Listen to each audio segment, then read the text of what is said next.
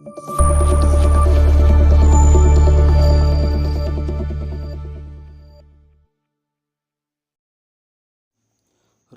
ఏ విధంగా మన యొక్క మానసిక శక్తిని నిర్వీర్యం చేస్తాడు? రాహు ఏ విధంగా మన మనస్సుపై బలహీనమైనటువంటి వ్యతిరేక ఆలోచనలను ప్రేరేపిస్తాడు? రాహు ఏ విధంగా మన జీవితంలో అనుకోని సంఘటనలను, అనుకోని జీవిత గమ్యాలను మనకు అనుభవంలోకి తెస్తాడు అనే విషయాలను మీరు తెలుసుకోవాలనుకున్నట్లయితే ఈ యొక్క వీడియోను చివరి వరకు చూడండి. ఈ యొక్క మనస్సుపై రాహు యొక్క ప్రభావం ఏ మేరకు ఉంటుందో క్షుణ్ణంగా తెలుసుకోండి. Let's come to the video. శ్రీ గురుభ్యో నమః. శ్రీమాత్రే నమః. శ్రీ వేదగాయత్రి జ్యోతిష్య వేదికకు స్వాగతం, సుస్వాగతం. సో ఈరోజు మనం రాహు యొక్క ప్రభావం అనేది ఏ విధంగా వ్యక్తి యొక్క మానసిక స్థితిపై లేదా మనస్సుపై ఉంటుందనే విషయాన్ని మనం ఇక్కడ చర్చిద్దాం. సో ఇక్కడ మనం గమనించినట్లయితే రాహు కలియుగానికి సంబంధించినటువంటి అన్ని మానవ ప్రవర్తనలకు ప్రధానమైన కారకుడు రాహువు. సో కలియుగానికి ప్రతీకగా మనం రాహుని పరిగణిస్తుంది జ్యోతిష్ శాస్త్రం. సో మరి అలాంటి రాహు యొక్క ప్రభావం అనేది మనస్సుపై ఏ విధంగా ప్రభావం చూపిస్తుందనే విషయాన్ని మనం ఇక్కడ ఈరోజు మనం తెలుసుకుందాం. సో ఛానల్ని చివరి వరకు వీక్షించండి. సో ఛానల్ని లైక్ చేయండి, సబ్స్క్రైబ్ చేసుకోండి, మీ యొక్క బంధుమిత్రుల యొక్క గ్రూపుల్లో షేర్ చేయండి. సో ఇక్కడ మనం గమనించినట్లయితే రాహు మానసిక స్థితిపై ప్రభావాన్ని మనం పరిశీలించినప్పుడు కోరికల యొక్క తీవ్రత అనేది అధికంగా ఉంటుంది. జాతకునికి కోరికలు విపరీతమైనటువంటి కోరికలు ఉండడం జరుగుతుంటుంది. అదేవిధంగా ఆలోచన విధానాలలో ఒక సీక్వెన్షియల్ ఆర్డర్ కానీ లేకపోతే ఒక ప్రామాణికమైన ఆలోచన విధానం అనేది ఉండదు. అసంబద్ధమైనటువంటి అసాధారణమైనటువంటి ఆలోచన విధానాలు అనేవి జాతకునికి ఉండడం జరుగుతుంది. అదేవిధంగా నిరంతరం ఒక రకమైనటువంటి ఇల్యూషన్స్ అంటే భ్రమలను కల్పించడంలో రాహు సిద్ధహస్తుడు. రెండమావులు అంటాం కదా మనం తెలుగులో. ఆ రకంగా లేనటువంటి అంశాలని ఉన్నట్టు చూపించి జరగనటువంటి విషయాలని జరుగుతాయని మనసులో ప్రేరేపించే విధంగా భ్రమలు కల్పించి మనసును అటువైపు లాగేటటువంటి గుణం అనేది రాహువుకు ఇవ్వడం అనేది జరిగినది. అదేవిధంగా ఒక రకమైనటువంటి చంచలమైన మనస్తత్వం అంటే స్థిర మనస్తత్వం, స్థిర ఆలోచనలు ఉండవు. చంచలమైనటువంటి ఆలోచనలు, ఒక నిర్దిష్టమైనటువంటి నిలకడతో కూడుకున్నటువంటి మానసిక స్థితి అనేది ఉండదు. రాహు యొక్క ప్రభావం అనేది బ్రెయిన్పై చూపించినప్పుడు. అదేవిధంగా మానసిక పరమైనటువంటి ఒక రకమైనటువంటి అబ్స్టాకిల్స్ ఉంటుంటాయి. అంటే మానసిక గందరగోళము లేదా మానసిక పరమైనటువంటి అనారోగ్యత, సరిగా ఆలోచించలేనటువంటి మానసిక స్థితి జాతకునికి ఉండడం అనేది జరుగుతుంటుంది. అదేవిధంగా రాహు యొక్క ప్రభావం వలన వ్యక్తి ఎక్కువగా వ్యామోహాలకు గురవుతుంటాడు. సో కలియుగం అంటేనే వ్యామోహాలకు ప్రతీక. సో అశాస్త్రీయమైనటువంటివి, అశాశ్వతమైనటువంటి అంశాల పట్ల వ్యక్తి ఆకర్షితుడు కావడమే కలియుగం యొక్క ప్రధాన లక్షణం. సో అలాంటి కోరికలని, అలాంటి స్థితిని ప్రేరేపించే కారకమే రాహు. కాబట్టి రాహు యొక్క ప్రభావం అనేది మానసిక స్థితిపై ఉన్నప్పుడు జాతకులు ఇక్కడ వ్యామోహాలపై ఆకర్షితులవ్వడము, మెటీరియలిస్టిక్ అంశాల పట్ల ఎక్కువ కూడా ఇంట్రెస్ట్ చూపడం అనేది రాహు యొక్క ప్రభావమే.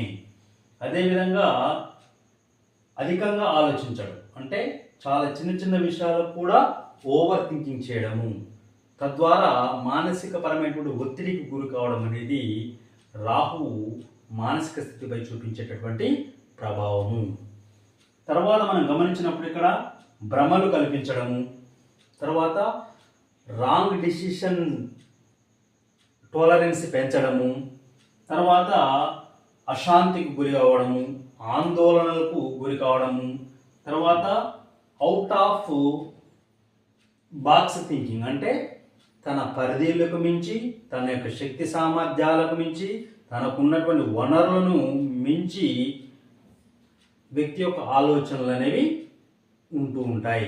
అంటే ఫర్ ఎగ్జాంపుల్ వ్యక్తి దగ్గర ఒక 10 లక్షలు ఉన్నాయని అనుకున్నట్లయితే ఒక వ్యక్తి ఆ యొక్క 10 లక్షలతోటి 30 లక్షలు లేదా 40 లేదా కోటి రూపాయల వ్యాపారాన్ని చేయడానికి లేదా కోటి రూపాయల లావాదేవీలు జరపడానికి 10 లక్షల మూలధనంతో ప్రయత్నం చేస్తుంటాడు. అది ఒక out of box of thinking అంటే తన పరిధికి మించి, తన ఉన్నటువంటి శక్తి సామర్థ్యాలకు మించి వ్యక్తి ఎక్కువ కూడా ఎఫర్ట్ చూపించడం జరుగుతుంటుంది. అంటే అది ఒక రకమైనటువంటి అసాధారణ పరిస్థితులకు దారితీయడానికి అవకాశం ఉంటుంది. ఓకేనా? సో కాబట్టి ఆలోచనలు అనేవి అవుట్ ఆఫ్ బాక్స్ థింకింగ్ ఉండడం అనేది జరుగుతుంటుంది. అదేవిధంగా అసాధారణమైన ఆలోచనలు, ఒక్క ఆలోచన కూడా సాధారణమైనది ఉండదు. ఓవర్ థింకింగ్, సో తనకున్నటువంటి శక్తి సామర్థ్యాలకు మించి తను పనులు చేయాలనుకోవడము, ఏదో సాధిస్తానటువంటి ఉద్దేశంతో తనకు పరిచయం లేనటువంటి రంగాల వైపు మళ్ళడము, ఇలాంటి అసాధారణమైనటువంటి కొన్ని నిర్ణయాలు తీసుకునేటువంటి ప్రేరణ కూడా రాహు మనస్సుకి ఇవ్వడం అనేది జరుగుతుంటుంది. అదేవిధంగా నిరంతరంగా అసంతృప్తి ఉంటాడు వ్యక్తి. సో ఎప్పుడూ ఒక రకమైనటువంటి రాహు యొక్క ప్రభావం వలన మానసిక స్థితి సరిగ్గా లేకపోవడం వలన సో ఎప్పుడు ఓవర్ థింకింగ్ చేయడంతో పాటు ఇక్కడ ఏం జరుగుతుంది, ఇక్కడ నిరంతరమైన అసంతృప్తి ఉంటాడు. అంటే తను చేసే ఏ పనిలో కూడా ఒక సాటిస్ఫాక్షన్ ఉండదు. సో కొన్ని రోజులు ఈ పని చేస్తాడు, అది భ్రమ కల్పించి అది బాగుంటుందని ఆ యొక్క భ్రమలో ఒక పని చేయడం, కొన్ని రోజులు కానీ దాని మీద ఇంట్రెస్ట్ తగ్గిపోయి మళ్ళీ వేరొక ఫీల్డ్లోకి ఎంటర్ కావడం. అంటే ఈ విధంగా ఒక స్థిరమైనటువంటి పని నిబద్ధత లేకుండా నిరంతరం అసంతృప్తికి గురవుతూ అనేక రకాలైనటువంటి ఫీల్డ్స్లోకి వ్యక్తి ఎంటర్ కావడం అనేది జరుగుతూ ఉంటుంది. ఇక్కడ ప్రధానంగా గమనించినట్లయితే రాహువు బుధునితోటి కానీ లేదా చంద్రుడితో కానీ కలిసి జాతకంలో ఉన్నప్పుడు, ఏ వ్యక్తి యొక్క జాతకంలో అయితే రాహు బుధ చంద్రుడితో కలిసి ఉన్నట్లయితే ఆ వ్యక్తులకు తీవ్ర నిరాశ నిస్పృహలతో ఉండడము, తర్వాత సరి అయినటువంటి ఒక సందర్భంలో మానసిక స్థితి అంటే మతిస్థిమితం కూడా భ్రమించి సరి అయినటువంటి మెంటల్ స్టేటస్ అనేది లేకపోవడము, తర్వాత అనవసరమైనటువంటి విషయాలకు, చిన్న చిన్న విషయాలకు వ్యక్తి భయాందోళనకు గురి కావడం అనేది జరుగుతుంటుంది. కొంతమంది చూడండి, సో అడల్ట్ ఏజ్ వచ్చినప్పుడు కూడా చిన్న చిన్న విషయాలకు, అసాధారణమైనటువంటి విషయాలకు కూడా, సాధారణమైన విషయాలకు కూడా వాళ్ళు తీవ్ర భయాందోళనకు గురవుతుంటారు. ఓకేనా? సో అంటే అలాంటి స్థితిని రాహువు కల్పిస్తుంటాడు. ఎప్పుడు చంద్రుడికి బుధునితోటి సంబంధం అనేది ఏర్పడ్డప్పుడు ఇలాంటి అబ్నార్మల్ ఫీచర్స్ని జాతకుని ఇవ్వడం అనేది జరుగుతుంటుంది. సో ఇక్కడ మనం గమనించినట్లయితే రాహు మరి ఇక్కడ కొన్ని గ్రహాలతో కలిసినప్పుడు కొన్ని ప్రత్యేకమైనటువంటి అపసవ్య స్థితుల్ని జాతకునికి ఇవ్వడం అనేది జరుగుతుంటుంది. సో అందులో మనం ప్రధానంగా గమనించినప్పుడు రాహు చంద్రునితో కలిసింది అనుకోండి, చంద్రుడు మానసిక స్థితికి, ఎమోషన్స్కు, ఓకేనా, వీటన్నిటి కూడా చంద్రుడు కారకుడు. సో మరి అలాంటి చంద్రుడితోటి రాహు కలిస్తే ఆ వ్యక్తికి ఎమోషనల్ ఇంబ్యాలెన్స్ స్టేటస్ ఉంటుంది. అంటే భావోద్వేగ స్థితులలో అస్థిరత, నిరంతరం అల్లకల్లోలంతో కూడుకున్నటువంటి భావోద్వేగాలని ఆ వ్యక్తి కలిగి ఉంటాడు. సో మానసిక పరమైన అస్థిరత వస్తుంది. తద్వారా స్థిరమైన ఆలోచనలు ఉండవు, స్థిరమైనటువంటి పని విధానం ఉండదు. సో కాబట్టి నిరంతర భావోద్వేగంతో కూడుకున్నటువంటి అల్లకల్లోలమైనటువంటి మానసిక స్థితి వల్ల వ్యక్తి చేసేటువంటి పనిలో ఒక సాటిస్ఫాక్షన్ ఉండదు, ఒక పర్ఫెక్షన్ ఉండదు. ఓకేనా? సో ఒక ప్రత్యేకమైనటువంటి గోల్ వైపు తన యొక్క ప్రక్రియ అనేది ముందుకు సాగదు. సో ఈ విధంగా రాహు చంద్రుడితో కలిసినప్పుడు అలాంటి పరిస్థితులు జాతకునికి ఇవ్వడం జరుగుతుంటుంది. అదే రాహు చంద్రునితో కాకుండా గురువుతో కలిసి ఉండనుకోండి, గురువు దేనికి ప్రసిద్ధి? గురువు బుద్ధి కారకుడు. గురువు ఐ థింక్ దేనికి? ఒక రకమైనటువంటి దైవిక భక్తిని, అంటే వ్యక్తిలో దైవత్వాన్ని, వ్యక్తిలో మంచితనాన్ని, వ్యక్తిలో శాస్త్రం పట్ల నమ్మకాన్ని, ఓకేనా, సో సమాజం పట్ల గౌరవాన్ని, సో కుటుంబం పట్ల బాధ్యతలని, సో ఇలాంటి శాస్త్రం వేదం ఏదైతే చెప్పబడిందో ఆ వేదంలో చెప్పబడిన అన్ని అంశాలని ఫిల్ఫిల్ చేసేటువంటి గ్రహం ఏంటిదంటే ఇక్కడ గురువు. అంటే గురువు సింపుల్గా చెప్పాలంటే దైవానికి ప్రతీక. అలాంటి గురువు రాహువుతో కలిసినట్లయితే ఆ వ్యక్తికి గురుచాండాల యోగం అనేటువంటి ఒక పరిస్థితి ఏర్పడుతుంటుంది. దానివల్ల వ్యక్తికి ప్రధానంగా వచ్చేటువంటి అబ్నార్మల్ స్టేటస్ ఏంటిదంటే వ్యక్తికి దైవం పట్ల నమ్మకం ఉండదు, సమాజం పట్ల బాధ్యత ఉండదు, కుటుంబం పట్ల బాధ్యత ఉండదు, ఓకేనా. వ్యక్తి ఎలోన్గా ఉండడానికి ప్రయత్నిస్తుంటాడు. అంటే సమాజానికి దూరంగా అవుట్ ఆఫ్ ద సొసైటీ బాక్స్లోకి వ్యక్తి ఉంటాడు, ఓకేనా. ఆ బాక్స్లోకి రాడు, సమాజమైనటువంటి దాంట్లో ఇమడలేడు, సమాజానికి బయటగా సమాజం ఆమోదించలేనటువంటి పనులని చేస్తూ తన జీవన గమనాన్ని సాగించేటటువంటి యోగాన్ని రాహువు గురువుతో కలిసి ఉన్నప్పుడు గురుచాండాల యోగ ద్వారా ఆ జాతకునికి ఇవ్వడం జరుగుతుంటుంది. సో దైవం పట్ల విశ్వాసం లేకపోవడం, ఇంకా దైవం పట్ల విశ్వాసం లేదు కాబట్టి మిగతా లైఫ్ స్టైల్ అంతా కూడా డిఫరెంట్గా ఉంటుంది, ఓకేనా. సో ఈ విధంగా అంటే అలాంటి వ్యక్తులకు దైవానుగ్రహం కూడా లభించదు. సో ఇది రాహు గురువుతో కలిసినప్పుడు వచ్చేటటువంటి పరిస్థితులు. సో మరి ఇక్కడ జ్యోతిష్ శాస్త్రం మనం గమనించినప్పుడు కొన్ని గ్రహాల కారకత్వాలు ఇచ్చుకున్నాం, ఓకేనా. సో ఏంటిది? చంద్రుడు మనస్సు కారకుడు, బుధుడు బుద్ధి కారకుడు, ఓకేనా. సో మరి ఇక్కడ బుద్ధి స్థానం ఏంటిది? మరి ఇక్కడ ఉన్న 12 స్థానాల్లో 5వ స్థానం, ఓకేనా. సో 5వ స్థానం 9వ స్థానాన్ని కూడా మనం బుద్ధి కారకంగా తీసుకుంటాం. కాబట్టి చంద్రుడు మనస్సు కారకుడు, బుధుడు బుద్ధికి కారకుడు, 5th హౌస్ వచ్చేసి బుద్ధి స్థానం. ఈ చంద్రునికి బుధునికి 5th హౌస్కు రాహు యొక్క కనెక్షన్ అనేది వచ్చినట్లయితే ఆ వ్యక్తి యొక్క మానసిక స్థితి అనేది అబ్నార్మల్ స్టేటస్లో ఉంటుంది. అదేవిధంగా ఈ యొక్క బుధ రాహుల మరియు 5th హౌస్ లేదా 5th హౌస్ యొక్క లార్డ్ కానీ, ఆ యొక్క పంచమాధిపతి యొక్క గ్రహం కానీ 6th హౌస్ తోటి లేదా 6th హౌస్ లార్డ్ తోటి 6వ అధిపతితో కానీ లేదా 6వ స్థానంతో కానీ ఈ బుధునికి చంద్రునికి రాహువుకు 5th హౌస్తో కనెక్షన్ వచ్చినట్లయితే ఆ యొక్క కనెక్షన్ అనేది ఎలాంటి పరిస్థితిని ఇస్తుందంటే ఎక్కడైతే ఆ కనెక్షన్ అనేది ఏర్పడుతుంటుందో, అంటే ఈ యొక్క బుధ చంద్ర రాహువుల యొక్క 5th హౌస్ యొక్క కనెక్షన్ అనేది ఏ హౌస్కి అయితే కనెక్షన్ ఏర్పడుతుంటుందో ఆ హౌస్కు సంబంధించినటువంటి అసాధారణమైనటువంటి ఫలితాలని జాతకుడు పొందుతాడు.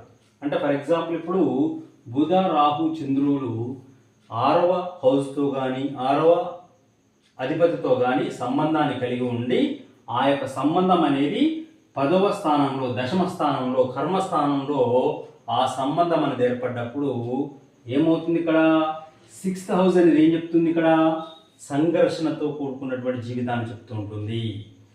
కాబట్టి ఈ యొక్క కనెక్షన్ అనేది 10వ హౌస్కి ఏర్పడినట్లయితే వ్యక్తి ఏ వృత్తిలో అయితే ఉంటాడో ఆ వృత్తిలో సాఫ్ట్ గోయింగ్ అనేది ఉండదు. సంఘర్షణతో కూడుకున్నటువంటి వృత్తిని జాతకుడు స్వీకరించడం అనేది జరుగుతుంటుంది. లేదా జాబ్ పట్ల ఒక అనాసక్తి, అంటే ఇంట్రెస్ట్ లేకపోయినప్పుడు కూడా ఏదో తప్పనిసరి పరిస్థితుల్లో నిరంతరం సంఘర్షణకు లోనవుతూ జాబ్ను కంటిన్యూ చేసేటువంటి స్థితి అనేది ఈ యొక్క బుధ రాహు 5th హౌస్కు కనెక్షన్ అనేది 6th హౌస్తో వచ్చినప్పుడు ఇలాంటి సంఘర్షణ పూరితమైనటువంటి వృత్తి ఉద్యోగాలలో జాతకుడు ఇమడలేకపోవడం అనేది జరుగుతూ ఉంటుంది. సో నిరంతరం ఏం చేస్తుంటాడు? జాబ్ మారడానికి ప్రయత్నిస్తుంటాడు. వేరే ఒక జాబ్లోకి వెళ్ళినా మళ్ళీ అక్కడ కూడా అదే పరిస్థితి ఎదుర్కోవడము, సో మళ్ళీ అక్కడి నుంచి వేరే ఫీల్డ్లోకి వెళ్ళడము, అంటే ఈ విధంగా ఒక స్టేబుల్ వృత్తి అనేది ఉండదు. నిరంతరం వృత్తులను మార్చేటటువంటి అవకాశాలు అనేవి అక్కడ జాతకునికి ఇవ్వడం అనేది జరుగుతుంటుంది. ఒక్కొక్కసారి ఇక్కడ ఈ యొక్క కనెక్షన్ వల్ల వ్యక్తికి అంటే ఫర్ ఎగ్జాంపుల్ 5th హౌస్ కానీ, ఎందుకు 5th హౌస్ బుద్ధి స్థానం అని చెప్పాను. బుద్ధి కారకుడు బుధుడు, మనస్సు కారకుడు చంద్రుడు. కాబట్టి 5th హౌస్కు బుధునికి చంద్రునికి రాహుతో కనెక్షన్ వచ్చినప్పుడు వ్యక్తికి వచ్చేటటువంటి ఆలోచనల్లో మోర్ దెన్ 80% విషపూరితమైన ఆలోచనలు ఉంటాయి. అంటే సమాజ ఆమోదయోగ్యం కానటువంటి ఆలోచనలే ఉంటూ ఉంటాయి. ఓకేనా? సో అలాంటి సందర్భాలలో వ్యక్తులు ఏ విధంగా ఉండాలి అంటే కొంత సెల్ఫ్ కంట్రోల్నెస్ అనేది ప్రతి వ్యక్తికి అవసరం. అర్థమైందా? సో జాతకం యొక్క ప్రభావం ఎంత ఉన్నప్పటికీ కూడా సో కొంత సెల్ఫ్ కంట్రోలింగ్ ఎబిలిటీని ప్రతి వ్యక్తి కూడా మెయింటైన్ చేయాలి. ఓకేనా? సో అంటే ఇలాంటి కనెక్షన్ అనేది ఉన్నప్పుడు వ్యక్తులకు ఎక్కువ కూడా విషపూరితమైనటువంటి ఆలోచనలు రావడం అనేది జరుగుతుంటుంది. అలాంటి సందర్భాలలో వ్యక్తులు తమకు తాము కంట్రోల్ చేసుకునేటువంటి స్వభావాన్ని కలిగి ఉండాలి. తమకు వచ్చే ఆలోచనల్ని నియంత్రించుకునేటువంటి ఎబిలిటీ, సామర్థ్యం ఉండాలి. ఒకవేళ అలా నియంత్రించుకోలేక మనసు దేన్నైతే ప్రేరేపిస్తుందో అటువైపుగా అడుగులేస్తే ఆ అసంబద్ధమైనటువంటి మానసిక స్థితి వల్ల జీవితం అనేటువంటిది దుర్భరమైనటువంటి స్థితిలోకి వెళ్ళడానికి ఎలాంటి డౌట్ లేదు. ఓకేనా? కాబట్టి ఇలాంటి కనెక్షన్ ఉన్నటువంటి జాతకులు నిరంతరం స్వీయ నియంత్రణను మెయింటైన్ చేయడం అనేది జరగాలి. లేదు మనసు చెప్పినట్టు మనసు ఎటు పరిగెడితే అటు అడుగులేసినట్లయితే మీ జీవితం అనేది దుర్భర స్థితిలోకి వెళ్ళడానికి ఎలాంటి అడ్డంకులు అనేవి ఉండవు. ఈజీగా లైఫ్ మొత్తం డ్యామేజ్ కండిషన్లోకి వెళ్ళిపోతుంటుంది. ఓకేనా? కాబట్టి స్వీయ నియంత్రణ అనేది చాలా ముఖ్యము. తర్వాత ఇక్కడ మనం గమనించినట్లయితే తన మానసిక స్థితి ఒక్కొక్కసారి సరిహద్దులను దాటి ప్రవర్తిస్తుంటుంది. జనరల్గా వ్యక్తి జీవితంలో ఎంత స్వీయ నియంత్రణ ఉన్నప్పటికీ కూడా పరిస్థితుల ప్రభావం వలన సమాజం పట్ల ఉన్నటువంటి సమాజం యొక్క ఇన్ఫ్లుయెన్స్, ఓకేనా, సో లేకపోతే తన శారీరక స్థితిలో లేదా కుటుంబ పరిస్థితిలో సో ఏదో రకమైనటువంటి డిఫరెంట్ ఆస్పెక్ట్స్ వల్ల వ్యక్తి ఒక్కొక్కసారి తన యొక్క మానసిక సరిహద్దులను దాటి ప్రవర్తించడం అనేది జరుగుతుంటుంది. అంటే బేసికల్గా శాంత స్వభావం అయినప్పటికీ కూడా కొన్ని పరిస్థితుల వల్ల వ్యక్తి అగ్రెసివ్గా మారడానికి కూడా అవకాశం ఉంటుంది. ఓకేనా? సో మరి అలాంటి సందర్భానుసారంగా వ్యక్తి అగ్రెసివ్నెస్కు లోన్ కావడము కూడా ఇక్కడ రాహువే ఇండికేట్ జరుగుతుంటుంది. సో ధర్మ మార్గంలో పయనించే వ్యక్తి కూడా ఒక్కోసారి పరిస్థితులు అనుకూలించినప్పుడు, ఓకేనా, సో సిచ్యువేషన్స్ డిమాండ్ చేసినప్పుడు తను అశక్తుడై ఉన్నప్పుడు కొన్ని సందర్భాల్లో ధర్మ మార్గంలో ఉన్నటువంటి జీవితం కూడా అధర్మ మార్గంలోకి వెళ్ళడం అనేది జరుగుతుంటుంది. ఓకేనా? సో ఇవన్నీ కూడా రాహు యొక్క ఎఫెక్ట్సే. సో ఈ విధంగా అధర్మ మార్గంలోకి జీవిత గమనం అనేది వెళ్ళడానికి గల కారణం ఏంటంటే ఈ యొక్క రాహు యొక్క ప్రభావం అనేది చంద్రుడి మీద, బుధుని మీద, 5th హౌస్ మీద ఉన్నట్లయితే ఈ యొక్క క్యారెక్టర్స్ అనేవి జాతకునికి అప్లికేబుల్ చేయబడడం అనేది జరుగుతుంటుంది. ఓకేనా?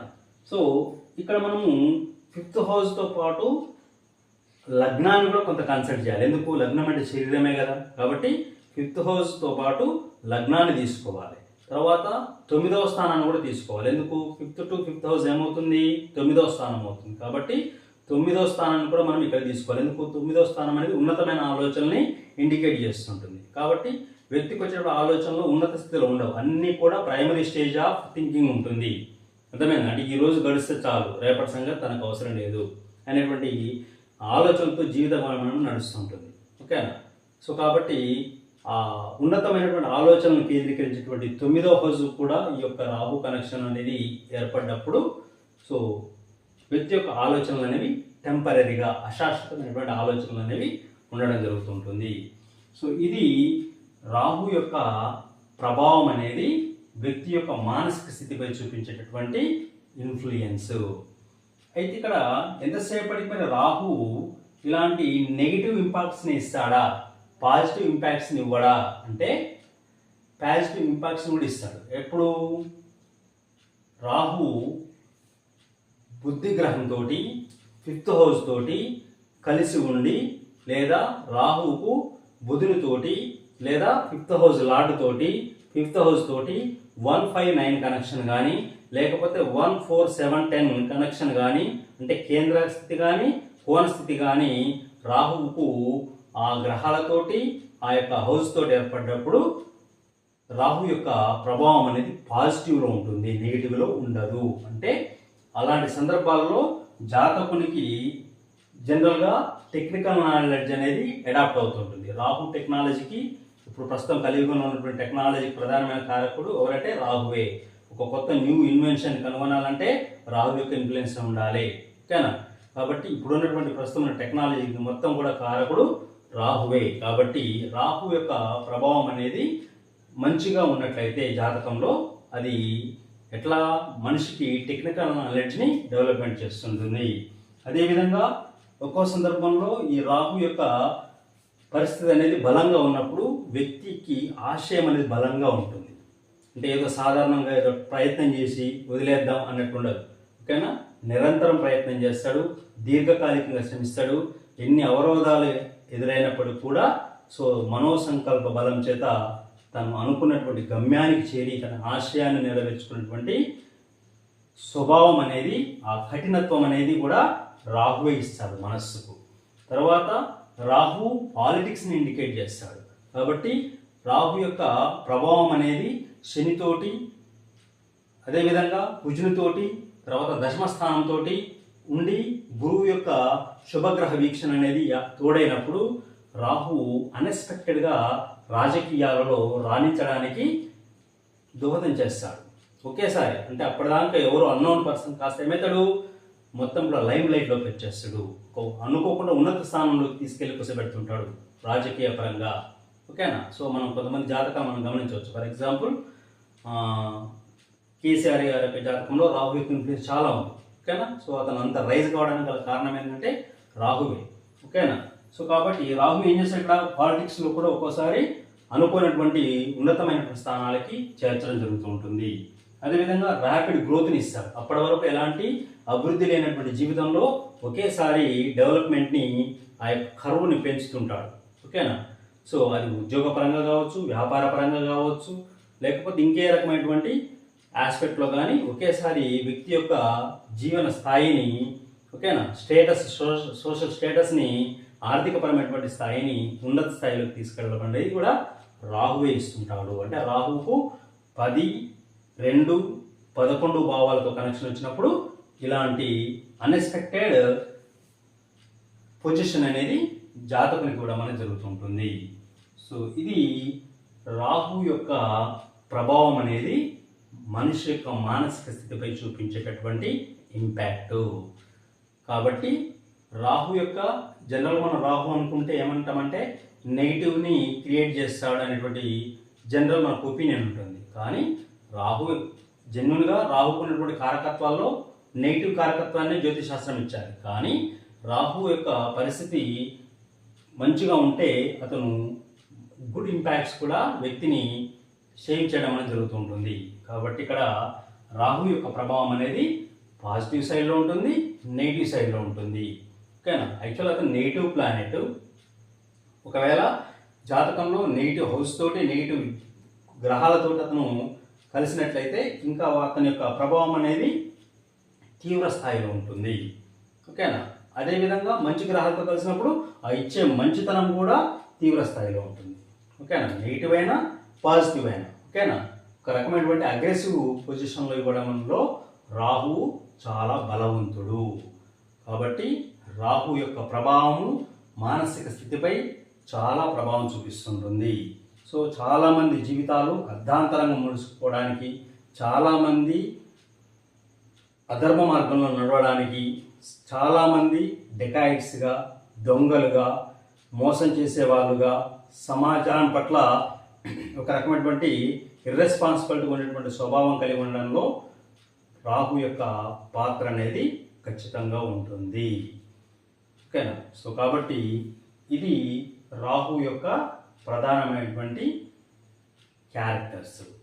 దీనితో పాటు రాహు దైవికపరమైనటువంటి శక్తిని, అతీంద్రియ శక్తులని జాతకునికి ఇవ్వడంలో కూడా ప్రధానమైనటువంటి పాత్ర పోషిస్తాడు.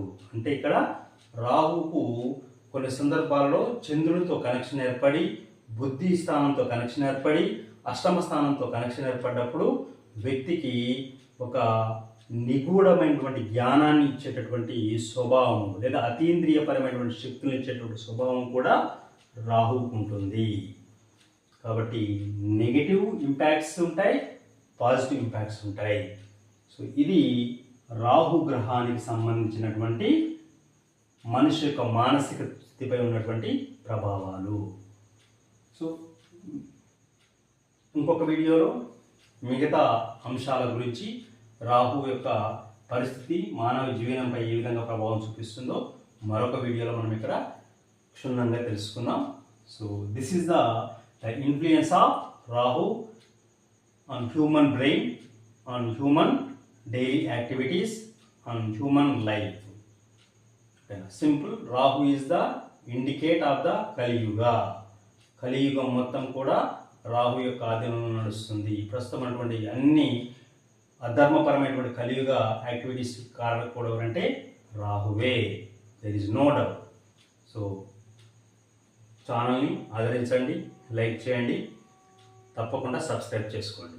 ధన్యవాదాలు. Thank you one and all.